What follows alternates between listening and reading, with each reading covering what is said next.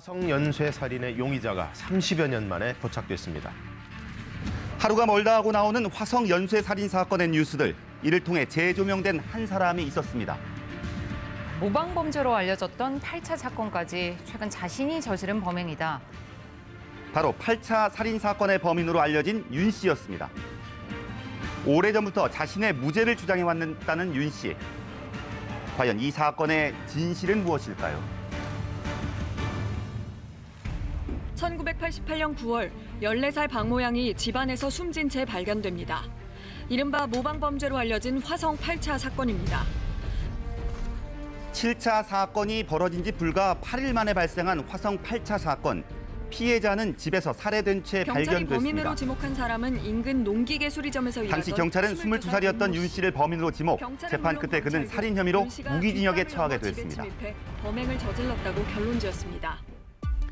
사건이 일어났던 때만 하더라도 논밭과 비포장도로뿐이었던 시골 마을은 어느새 아파트와 고층 건물들이 들어선 도시로 변했습니다.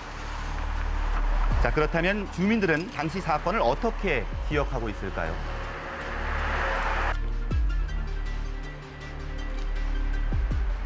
화성 사건 때문에 왔던데.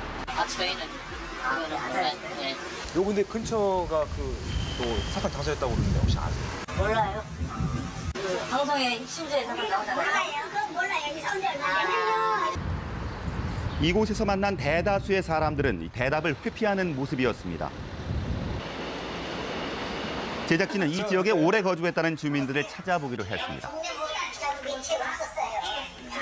뭐를 보고 살라고 쫓아다니고 누가 그거 신경 써 잡혀간다 소리만 들었지 우리는 그때는 여자들이 밖에 안 나갔어요 시골에서. 여기가 그 사건 장소라고 그러는데 맞나요? 저 노맨지 저기 사거리 건너가시면 그 마트 있어요. 그 맞은편 그저때 거기로 알고 있었는데 얘기만 들어서 몰라요. 그 화성 사건 때문에 TV에 취재했는데 그 사건 났을 때 여기 사셨어요? 버스 타고 밤에 버스 타고 돌 수 있잖아요. 네. 그럼 동네 청년들이 대여섯 시만원 못 그냥 데리고 버스 올 시간에 나가서 데리고 오고. 여자분들을.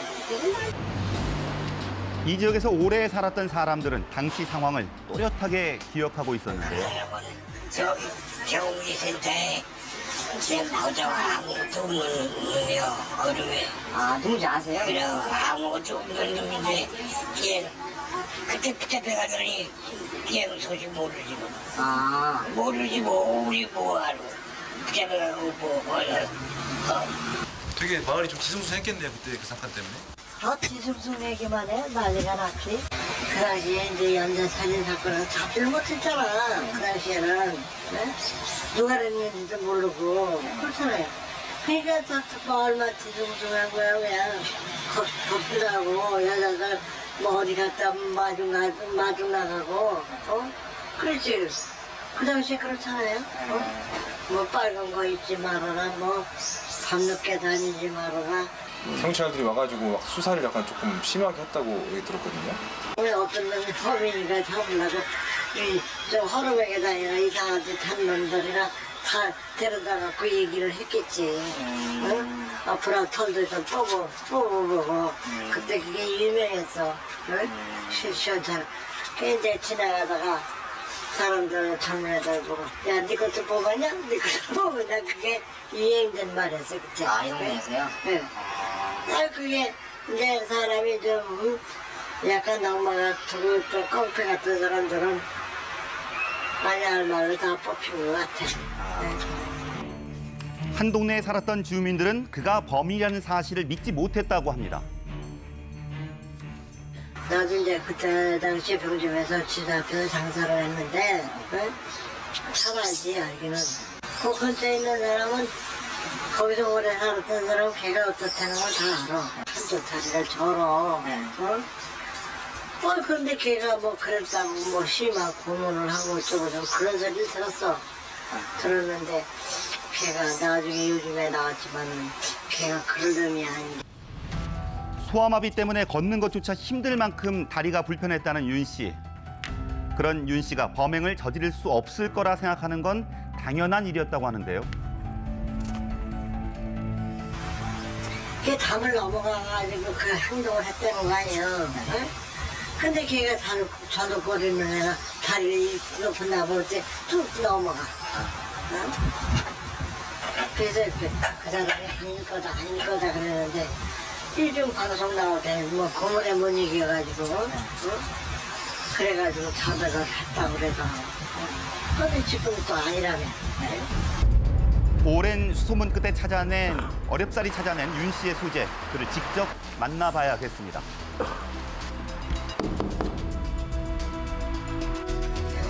네, 방송국에서 나왔는데요. 잠깐 얘기 좀 할 수 있을까요? TV에서 나왔죠? 네. 연락받은 거 없어요. 오늘 인증 안 나갔어요. 가서. 저거 아니. 일단 인터뷰 이번에 안 나갔으니까 오지 마세요. 네? 그렇게 닫힌 문은 2번 다시 열리지 않았는데요. 그 당시에 조사받을 때 너 하나 죽어도 눈 하나 깜짝 안 한다고 그런 얘기를 하더라고요. 잠을 안 재우고 쪼기르뜨기를 몇 번 했어요. 한 3일 정도라고 생각하고 있습니다. 미치지 않는 이상은 내가 사람이 견딜 수가 없는 거죠. 몇 대 맞고 나니까 정신이 없더라고요. 정신이 멍하고 내가 살아있는지 죽어있는지 감을 모르겠어요, 그 당시엔. 그러고 나서 밤을 꼬박 새웠습니다. 새벽이 되니까 내가 자백했다고 기자들이 막 몰려오더라고요. 당시 판결문을 살펴본 범죄심리학 교수 역시 석연치 않은 부분을 지적했습니다. 자, 그렇다면 왜 경찰들은 이 8차 사건의 범인으로 윤 씨를 지목했던 걸까요? 당했다는 거 아니야. 무기징역 판결문으로 제시하기에는 너무나 증거가 빈약하다.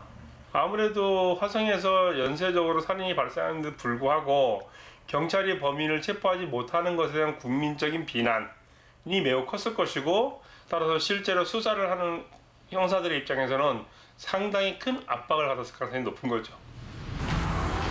이춘재의 자백과 함께 윤 씨가 재심을 결심하면서 재심 전문 변호사인 박준영 변호사가 그의 변호인단으로 나섰습니다. 이춘재가 자백을 하고 나서 윤모 씨가 억울하다라는 주장을 하고 있다라는 사실이 알려지고 나서 많은 기자분들이 연락을 주셨습니다. 왜냐하면 재심이 필요한 사건이기 때문에 재심의 법리도 궁금해하셨고 여러 가지를 물어보시더라고요. 이 과정에서 제가 그분이 원한다면 할 수 있겠다라고 의사를 전달해달라고 했고요. 이 화성 8차 사건에만 있었던 일인가? 그리고 여기에 과거 2, 4, 5, 7차 화성 연쇄 사건의 용의자들을 무죄로 이끈 김칠준 변호사도 함께하기로 했습니다. 당연히 적극적인 역할을 해야 되죠. 게다가 과거에 가혹 수사로 인해서 허위 자백까지 했다가 무혐의로 풀려날 수 있었던 사건을 2번이나 경험했었기 때문에 아직도 당시에 억울하게 재판을 받고 20년간이나 옥살이를 한 사람이 있다면 당연히 관심을 가져야 되죠. 현장에서 발견된 채모와 자백 때문에 범인으로 지목도 했다는 윤모 씨. 이 2가지가 바로 이번 재심의 쟁점이라고 볼 수 있습니다. 첫 번째는 명백한 새로운 증거입니다. 그것은 바로 이춘재 씨의 자백인 것이고요. 2번째로는 직무상의 범죄 행위가 있느냐이고, 그것이 윤모 씨가 주장하는 대로 가혹 수사나 불법 수사들이 있었느냐의 문제입니다. 3번째로는 객관적 증거로 사용됐던 게 국가수의 감정 결과인데 과연 그것이 명백한 살인의 증거로 삼는 것이 맞냐. 윤 씨처럼 화성 연쇄 살인 사건으로 인해 용의자라는 누명을 쓴 사람은 10여 명. 그중 3사람은 스스로 목숨을 끊기도 했습니다. 미국에 사는 사람이 꿈속에서 계시를 받았다는 이유로 그것을 화성 연쇄살인 사건 수사본부나 소설을 쓰는 소설가들한테도 그 자료를 넘겼는데 너무나 이렇게 터무니없으니까 그것을 신빙하지 않았습니다. 그러니까 이분이 다시 서대문경찰서 형사하고 연결이 돼서 서대문경찰서가 증거나 이런 것들을 전혀 보지 않고 무조건 당사자를 연행해서 자백을 강요한 거죠. 본인의 명예 회복, 억울함을 밝히는 일, 또 피해 회복도 있고, 또 이와 연결되어 있는 주변 사람들도 얼마나 한 맺힌 삶을 살았겠어요. 그분들의 삶도 함께 회복하는 게 재심의 의미죠. 네, 지금까지 나온 상황을 좀 정리해보죠. 그러면 정황상 윤 씨가 진범이 아닐 가능성이 상당히 높아 보이는데 예.